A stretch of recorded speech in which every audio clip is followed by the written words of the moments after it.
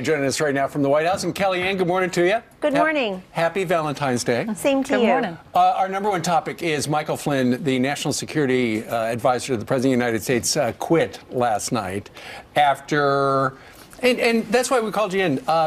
Why exactly did he decide to quit? Was it that he may have been in violation of the Logan Act in talking to the Russian ambassador, or was it that he misrepresented or lied to the vice president about what he remembered? Why is he gone? Steve, I would refer you to General Flynn's resignation letter, wherein he addresses that very issue, and it seems to be the latter, which is he was having any number of calls, and that in the end he felt he had misled or misrepresented all the facts to the president and to the vice president, and for that he was enormously and deeply sorry. And that really was the linchpin here, is that he either forgot, couldn't fully recall, or outwardly misled the vice president and others when he was characterizing a conversation he had had with the Russian ambassador. And I think that the situation became increasingly unsustainable, and he decided to resign. What changed, though?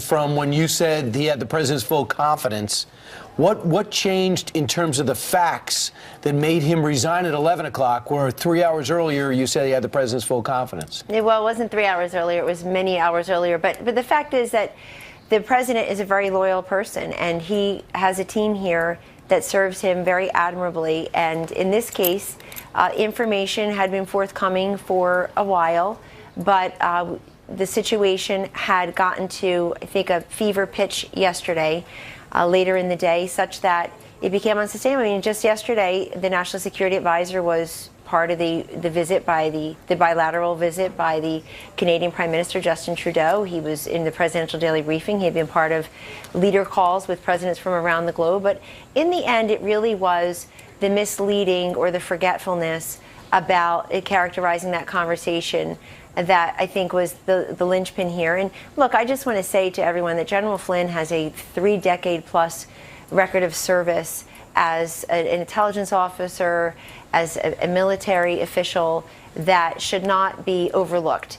In this particular case, there was an incident or so that just became unsustainable for him to carry on in that role, and that was the decision he made, and the president accepted his resignation and is moving on with an acting National Security Advisor, General Keith Kellogg, who worked with the team very well and for a very long time.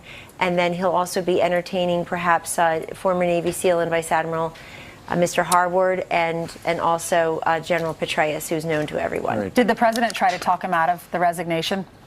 I won't characterize private conversations, Ainsley. I just know that these things are never easy.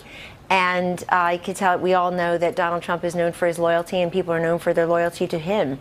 And in this case, it just became a situation that needed to be rectified. And Sure. I think that it's General Flynn who made that decision and tendered his resignation. There are some stories out that Sally Yates, the then acting Attorney General, had alerted the White House that Mr. Flynn might be open to blackmail because of what the conversation was, whatever that was. What's extraordinary to me, and we've known that, and why he acted last night, he did what he did. But what's extraordinary to me is just the fact that there are a number of major U.S. papers that apparently got the leaks from the intel community that said, hey, look, we've got the transcript of what Mr. Flynn said on the phone to the Russian ambassador, and looks kind of shady. Just the fact that there are these leaks inside the permanent government is troubling. Well, you may be the only outlet talking about that this morning, so thank you for shining a light there. I'll let the public make their own decisions based on what you just said. But it is disturbing. Look, leaks are always disturbing. I think the President of the United States has made that very clear. And leaks, when it has to do with security intelligence information, are that much more concerning, just hypothetically in the main. What I would say in this case is if you read these reports and then you realize that that in this specific instance, what became unsustainable long term was just the particular characterization of the contacts between General Flynn and others as he related them to the highest officials in our land.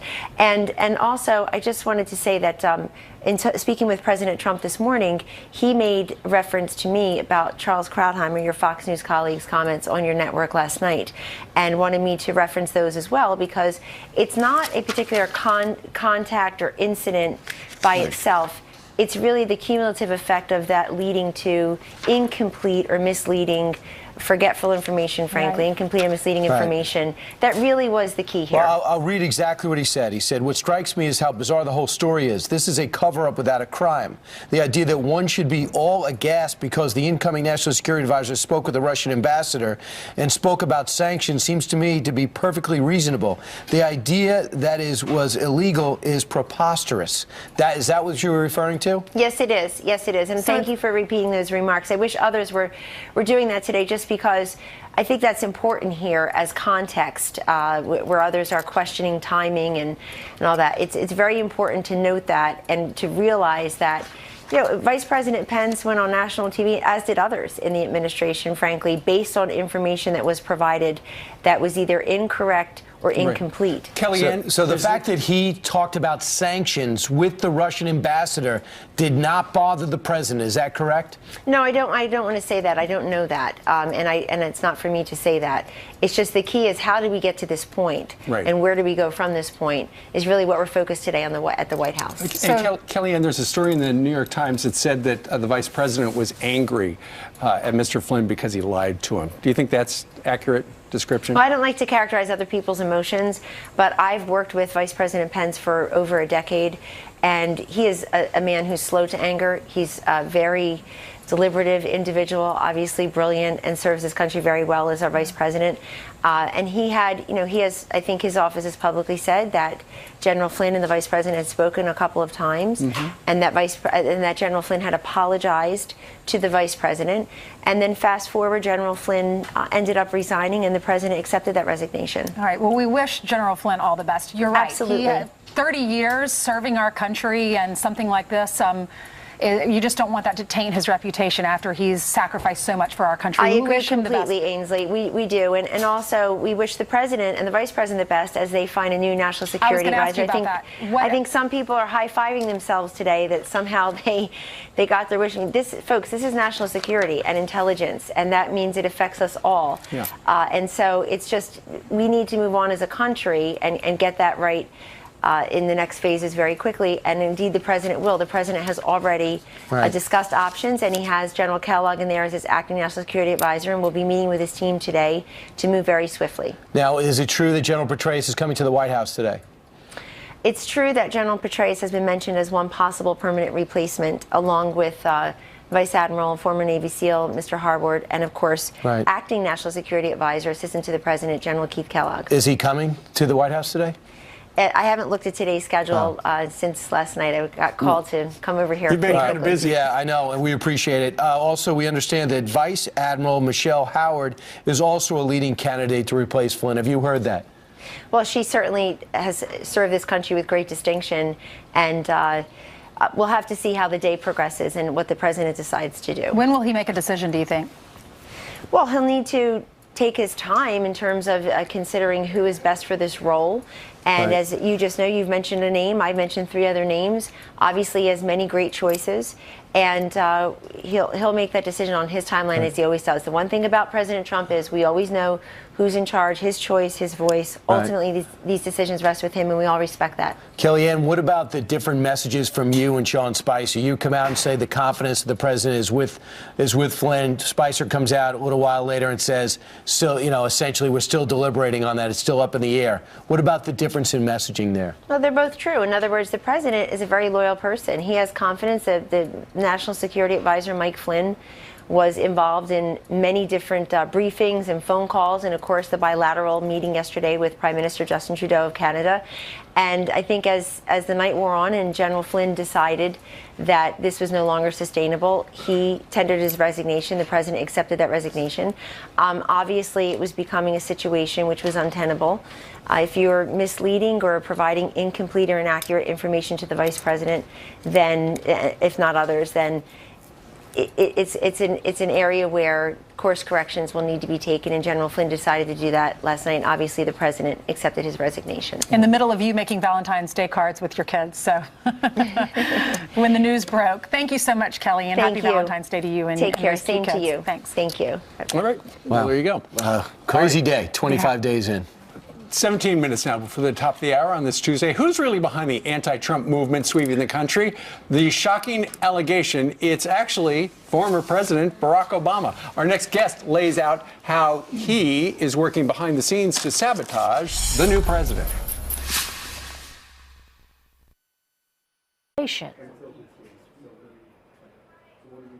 David Ignatius is a columnist for the Washington Post. He disclosed Flynn's contacts with Ambassador Kislyak in a column last month. He's with us from our Washington bureau. David, thanks for joining us. Great to be with you. First of all, what challenges has the fallout over these conversations created for the White House?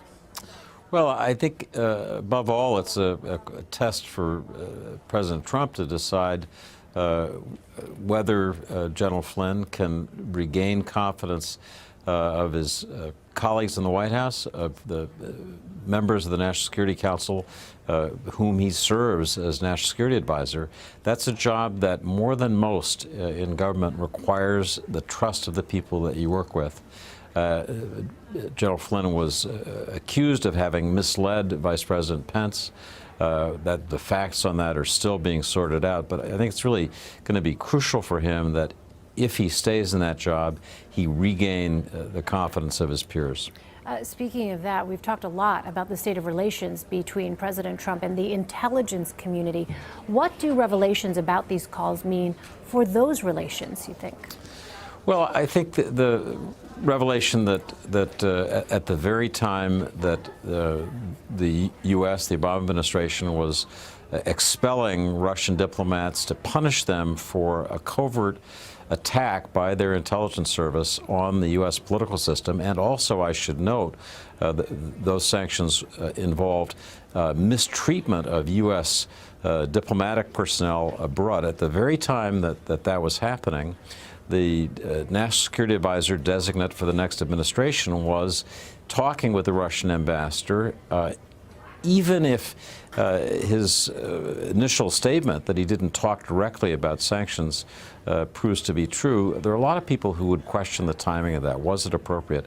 I think for the intelligence community, which is deeply involved in trying to deal with Russian hacking, this Russian covert action, also has been feeling the brunt of Russian intelligence pressure around the world. This was disturbing. So part of what Donald Trump and his National Security Advisor need to do is, over time, regain the confidence of the people they're going to ask to carry out their policies. President Trump went to the CIA as part of that. I'm sure General Flynn has been talking daily with intelligence officials. That's part of what you do as National Security Advisor. But there were bruised feelings, to put it mildly, in the initial aftermath. Let's talk about this North Korea missile launch. The president spoke just 33 words to reporters after the launch. Here's what Senior Policy Advisor Stephen Miller said to John Dickerson on Sunday.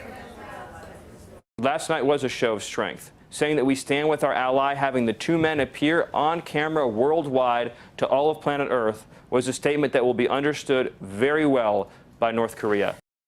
And Stephen Miller referencing there an appearance by President Trump standing side by side with the Japanese Prime Minister Shinzo Abe. David, how would you expect North Korea to have understood that picture? I think the picture is important, as the Abe visit was important, as a reinforcement of the fundamentals of the U.S. security relationship with Japan. Japan is really the U.S. most important ally in Northeast Asia. Japan is a big, solid country with increasing military power. It works with the United States on missile defense. And the Japanese view these North Korean missile launches that land in the sea to the east of Japan, the west of Japan, as a direct threat, potential threat to their security. So standing side by side, I think was sensible. letting Prime Minister Abe have the strongest words that, as he said, this is absolutely intolerable, and to have Trump be more restrained in his very limited comments. No, I don't think that's a problem. What matters is the signal that this relationship is on solid footing after a period during the campaign when it looked like that might not be the case.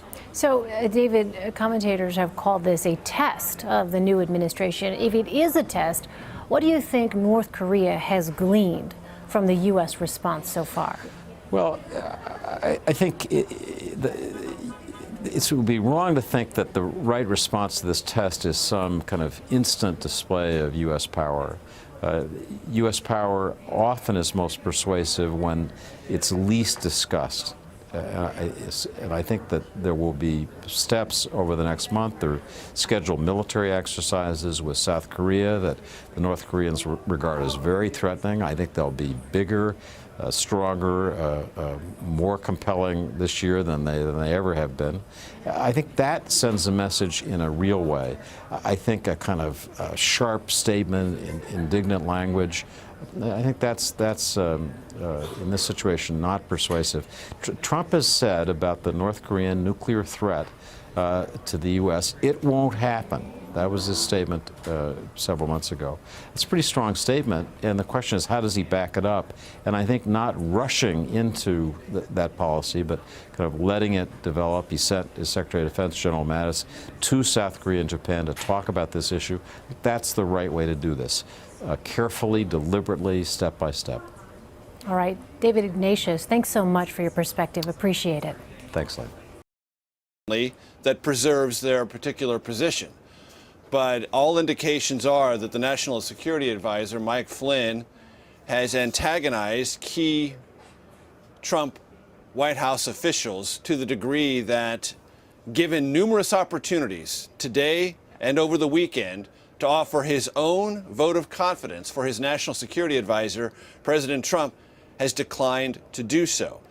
And the brief moment this afternoon when Kellyanne Conway, a counselor of the president, said General Flynn had the full confidence of the president, within less than an hour, the White House completely undercut Conway's statement, obliterating it and questioning her own credibility by saying the president was evaluating Flynn's future. This is after Flynn spent the entire weekend with President Trump at the Winter White House in Mar-a-Lago and had several phone conversations with Vice President Mike Pence. I'm led to believe he attempted to apologize in those conversations, but those attempts did not satisfy Pence. And importantly, they did not satisfy the White House Chief of Staff, Reince Priebus.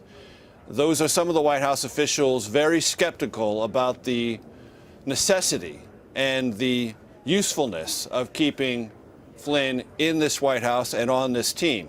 For the moment, he is still on the team and still in the White House. But his future appears not murky, Elaine, but very tenuous indeed. Meantime, Major, there are reports that things are extremely tense among members of the National Security Council itself. What do you make of that? Well, the Security Council is not fully staffed, and that's one problem. There just aren't enough people inside the White House assigned to the National Security Council with enough deputies to carry out the workflow, provide the memos, and handle what's known as the interagency process. One of the chief obligations, if not the most important obligation of the National Security Advisor and everyone who works on the National Security Council staff, is to be the White House interagency general, if you will, the one in charge of keeping in touch with the State Department, the CIA, the Pentagon, and other aspects of the American foreign policy network, and work all of their issues simultaneously. Well, if you don't have enough people to do that, things break down. And Flynn's own leadership of the few people he does have rubbed some people in the White House the wrong way. Communication hasn't always been good, and allegiances have been strained. These are kind of workmanlike issues that typically don't get discussed in a time like this, because usually a team that comes in from an election has a general sense of how to, A, staff a National Security Council, and B, make it function, if not at top speed, at something approximating top speed. But this goes back, Elaine, to a problem that existed from the transition efforts during the campaign and the transition efforts after President Trump won the election. They were not as thorough and they were not as widespread as they could have been. The transition efforts in the latter stage of the campaign were essentially halted at Mr. Trump's direction, and then they were put together and refocused very rapidly and somewhat unexpectedly after his Election Day victory. The transition itself was rough, and some of the consequences of that understaffed and rough transition carried out by a lot of people who did not have nearly as much experience as administrations coming in of the past. Well, some of those problems are now visiting themselves in real time to this White House. So, Major, against the backdrop of that rough transition, I want to get your take on something else. Reports that members of the Intelligence Committee are reportedly withholding information, or Intelligence Community, I should say, are reportedly holding information from the president. Have you heard anything on that front? I have not. I don't have any original reporting on that at all. One small element of that potential story is that on Friday, the CIA, which is led by an appointee of the president, Mike Pompeo, he's the CIA director, nominated by the president, confirmed by the United States Senate. That CIA denied a top deputy of National Security Advisor Mike Flynn top secret security clearance for a position, essentially rendering that person ineffective and incapable of carrying out the job that Mike Flynn wanted them to. Now, that doesn't fall necessarily into the category or under the umbrella of the intelligence community withholding information from the president. I have nothing that verifies that or substantiates that. You've talked about reports that indicate as much. I don't know. What I do know is someone within this White House who Mike Flynn had tapped to be a top advisor and figurehead within the National Security Council was denied a top secret security clearance by the CIA. That's more, Elaine, than a simple intramural disagreement. That is a rank signal that your person doesn't have what it takes to receive a top secret security clearance. They're essentially useless to you and to the federal government, and that is something that can only be interpreted by someone like General Flynn as a direct slap, and if not only a direct slap, a humiliation of their own attempt to build their team within the White House. All right, Major Garrett at the White House for us. Major, thank you. Sure.